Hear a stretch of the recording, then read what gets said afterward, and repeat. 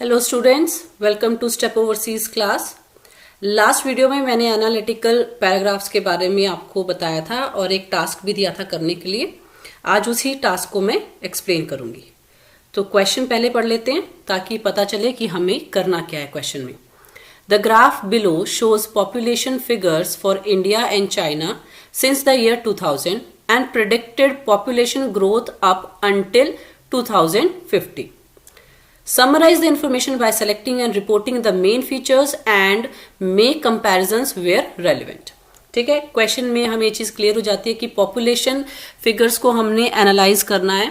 कौन सी कंट्रीज का हमको करना है पॉपुलेशन एनालाइज? इंडिया और चाइना का। ठीक है, ईयर कहाँ से है? 2000 से लेके 2050 तक।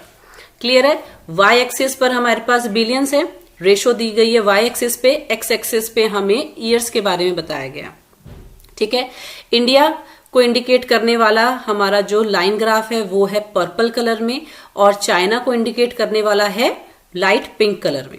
ठीक है, हमें पता है कि कैसे करना है। लास्ट वीडियो में भी मैंने आपको बताया था कि क्वेश्चन को हमने ध्यान से पढ़ना है कि हमें क्वेश्चन का ही आंसर देना है, क्योंकि अगर क्वेश्चन गलत होगा, क्वेश्चन सही समझ में नहीं आएगा तो हमें लिखने में भी हम गलती कर सकते हैं। तो इसलिए हमने स्टेटमेंट पढ़ ली है, एक बार और मैं पढ़ देती हूँ। The graph below shows population figures for India and China since the year 2000 and predicted population growth up until 2050. First introduction में हमारा वही एक लाइन स्टेटमेंट हमने देनी है। वन लाइन स्टेटमेंट में हमने अपना इंट्रोडक्शन लिखना है। द ग्राफ शोज, अब ये जो वर्ड है ऑलरेडी हमारे पास हमारे क्वेश्चन में भी दिया गया है, तो मैंने इसको चेंज किया है इलस्ट्रेट्स और डिपिक्ट्स में। लास्ट वीडियो में कुछ स्टूडेंट्स ने मेरे से पूछा था कि मैम हम सेम वोकैब को यूज कर सकते हैं या हमें चेंज करना होगा। मेरा सजेशन ये है कि आप ये जो छोटे छोटे वर्ब्स हैं इनको चेंज कर दीजिए, क्योंकि उससे थोड़ा बेटर इंप्रेशन जाता है। तो द ग्राफ इलस्ट्रेट्स और depicts how the population of India and China have changed since 2000 and how they will change in the future. ठीक है, एक वन लाइन स्टेटमेंट है। हमें पता चल गया कि ग्राफ शो कर रहा है पॉपुलेशन इंडिया की और चाइना की जो चेंज हुई है कब से, 2000 से।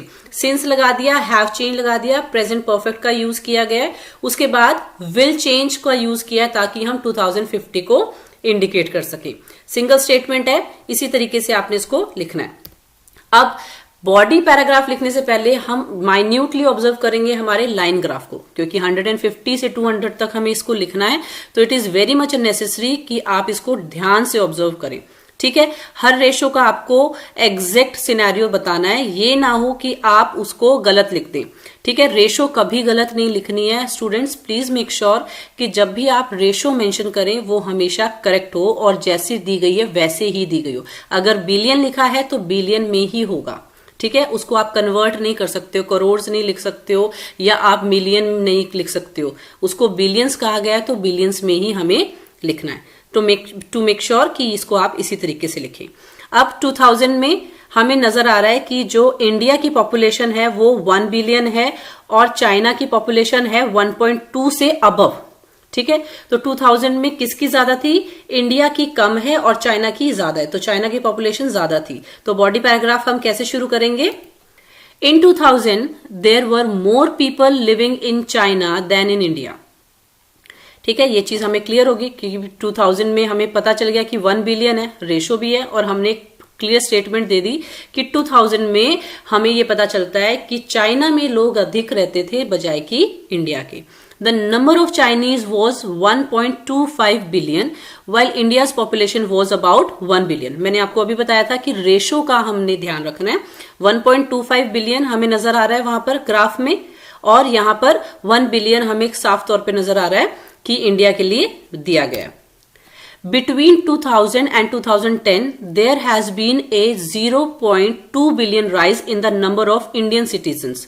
देख लो, अब यहां साफ तौर पे नजर आ रहा है कि भी क्या रेशो में डिफरेंस आया, 0.2 बिलियन का 2010 तक। ठीक है, हमने उसको देखा कि लाइन ग्राफ जो है वो अपवर्ड ट्रेंड शो कर रहा है, ऊपर की तरफ जा रहा है, अपवर्ड ट्रेंड को शो कर रहा है। आप इस तरह की वोकैबुलरी भी यूज कर सकते हो। Since 2000 to 2010 upward trend has been scene.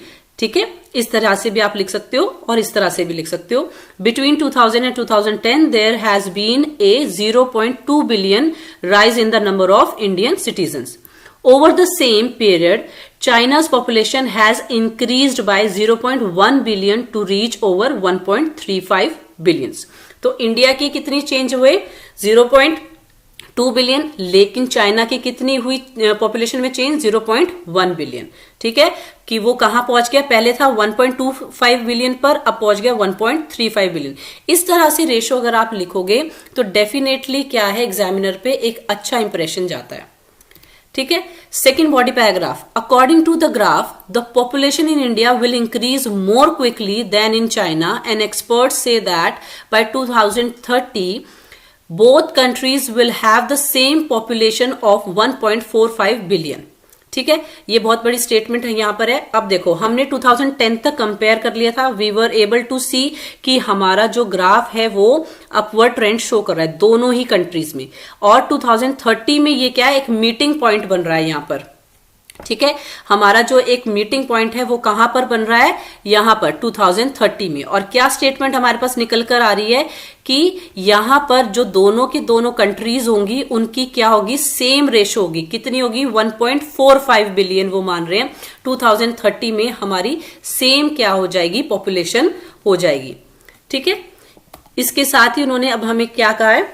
After this, अब 2030 के बाद क्या है? चेंज नजर आ रहे हैं। China's population is likely to fall slightly to 1.4 billion in 2050, while India's population will probably increase and reach 1.6 billion. मैंने आपको शुरू में बताया था कि जब हमने ट्रेंड शुरू किया, जब हमने लाइन ग्राफ को देखा तो हमारे पास क्या आ रहा था कि क्लियर था ये चीज कि 2000 से लेकर 2050 में मैंने पहले ही बता दिया था कि इंडिया क्या है, इंक्रीज कर रहा है अपनी पॉपुलेशन, और चाइना क्या है, आफ्टर 2030 के बाद वो डिक्लाइन शो कर रहा है। तो वही चीज हमने यहां पर बता दी कि जब 2030 के बाद चाइना की पॉपुलेशन जो है उसमें स्लाइटली डाउनफॉल होगा, कम होगी वो, तो फॉल स्लाइटली लिखा है हमने यहां पर 1.4 बिलियन। लेकिन वहीं पर इंडिया की, वाइल जबकि इंडिया की पॉपुलेशन क्या हो जाएगी? 1.6 बिलियन तक इंक्रीज हो जाएगी और वो पहुंच जाएगी 1.6 बिलियन तक। ठीक है, I hope this is clear to all of you. अब इसका कंक्लूजन क्या रहेगा? 10 आप यहां पे ओवरऑल भी लिख सकते हो और इन कंक्लूजन भी लिख सकते हो word. 10 over the 50 year period, कि पिछले 50 सालों में, ओवर द 50 ईयर पीरियड, इस तरह के फ्रेजेस को यूज कर सकते हो। प्रपोजिशन का यूज बहुत इंपॉर्टेंट है, तो मेक श्योर कि आप प्रपोजिशन अच्छे से अच्छी यूज करो। India is going to experience steady growth in its population and it will overtake China. ठीक है, क्लियर स्टेटमेंट है। देखो, अपनी तरफ से कुछ नहीं बनाया हमने, हमें जो नजर आ रहा है उसी को हमने एनालाइज किया है और उसी को हमने यहां पर प्रिडिक्ट किया है। On the other hand, China's population will peak in 2030 and then begin to fall. इसको कंक्लूड कर दिया। कोई भी मैंने यहां रेशो नहीं दिया है, कोई भी मैं स्टेटमेंट के साथ ये नहीं बता रही 1.4 बिलियन था, इतना कम हो जाएगा, ज्यादा हो जाएगा। देखो, कंक्लूजन में सिर्फ क्रक्स लिखना है।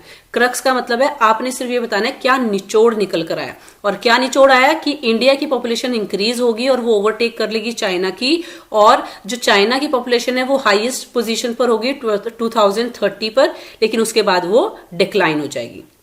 ठीक है, आई होप ये आपको समझ में आया होगा। प्लीज इसको ट्राई कीजिए। वोकैबुलरी आपको पता है कि कहां से क्या आप निकाल सकते हो, यूज कीजिए इसको। ठीक है, मैं आपको नेक्स्ट वीडियो में मिलूंगी। नेक्स्ट वीडियो में हम बार ग्राफ को डिस्कस करेंगे। Thank you, have a nice day.